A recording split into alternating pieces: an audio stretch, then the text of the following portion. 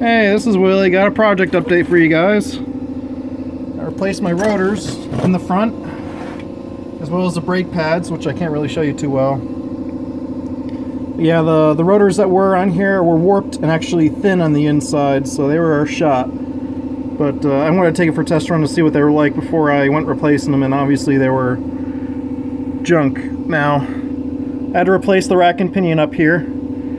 For those of you wanting to know how it comes out, you gotta start with the two bolts for the heat shield. I put the steering wheel straight and the wheels straight. I put a ratchet strap on the steering wheel so it wouldn't move. And when I brought the rack and pinion in, I centered it as best I could, with the exception of that rod up there I had to spin to line it up with the steering shaft. And I used a 5/16 open-end wrench to turn the shaft input to the rack and pinion to line up with the shaft for the steering wheel to try and keep everything nice and straight, and centered as best I could. But once you get these two bolts out for the heat shield, there's one bolt here to undo the bracket for the lines. Then you take out that bottom nut or bottom line, then you can take out the top line, and you can swing these two lines out of the way and into a drain bucket.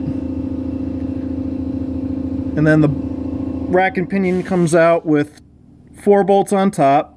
There's 1, 2, 3, and 4. And then there's one bolt right there that's on a captured nut on the other side. Right there. Not sure how good you can see that, but yeah, that nut is captured on the bracket for the rack and pinion.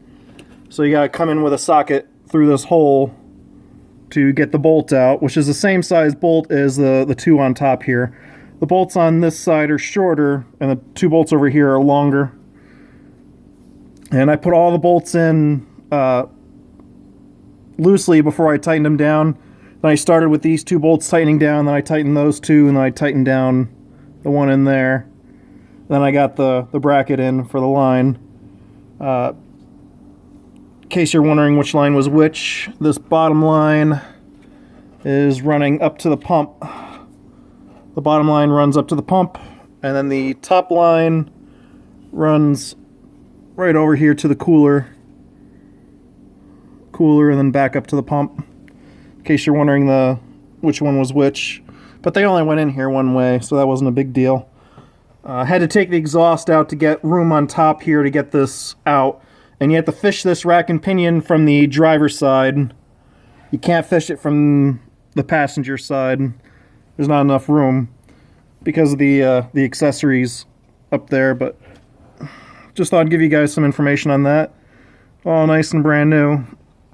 And look at the precision porting on that. Boy, they left quite a bit of flash in there. But it's actually clean. I don't see any signs of oil burning anywhere, or any oil leaks. The studs I took out and never seized the threads that go into the flange, the manifold flange. So if you ever have to take those out in the future, they don't snap off. I'll put some more never seize on the threads here. And I gotta make sure I tighten these down really tight. They'll bottom out, so they should be fine. Nothing too complicated there. So yeah, in case anyone's wondering about rack and pinion, there you go.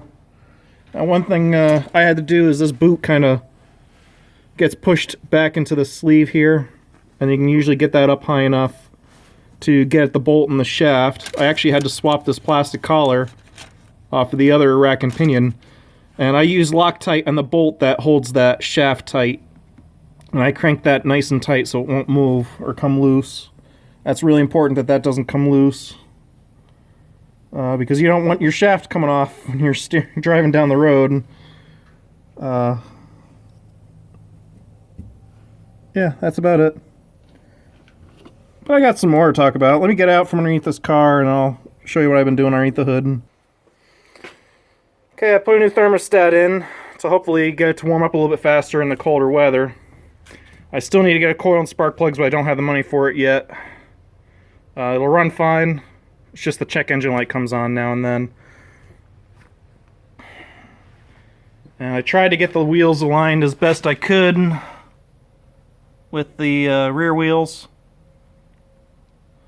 I'm not going to get it perfect by eye, but I have to get the front aligned.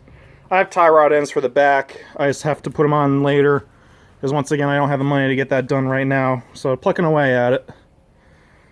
So hope you liked that video. If you did, make sure you give me a thumbs up. And as always, have a good day. Thanks for watching. Bye.